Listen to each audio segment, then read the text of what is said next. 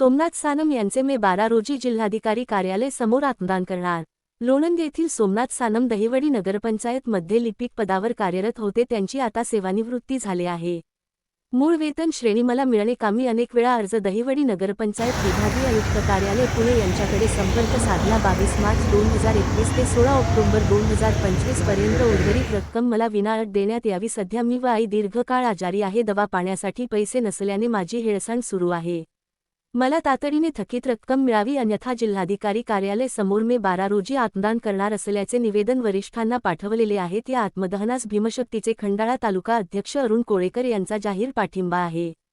बातमीसाठी श्री दिलीप वाघमारे, लोणंद। मुख्य संपादक शौकत शेख। मी ग्रामपंचायत मध्ये सर्व्हिसला असताना माझी नगरपंचायत दहिवडी येथे 21 सालात समावेशन होऊन बदली झाले होते। त्यानंतर 21 सालापासून मला शिपाईचाच पगार मिळत होता, 21 ते 18 महिने। तसा विभागीय आयुक्त कार्यालयाने नगरपंचायत मुख्य अधिकाऱ्यांना आदेश दिला होता की बाबा त्यांना लिपिकाचा पूर्ण समावेशनचा पगार देण्यात यावा म्हणून। तर माझा 18 महिन्याचा पगार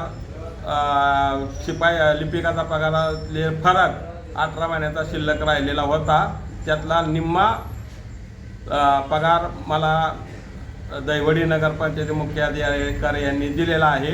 पण निम्मा पगारला मी वारंवार अर्ज करून कलेक्टर साहेबांना त्यांना जवळजवळ 5-6 माझ्याकडे अर्ज आले, तरी पण त्यांनी मला कुठलेही लेखी उत्तर किंवा काही दिलेलं नाही।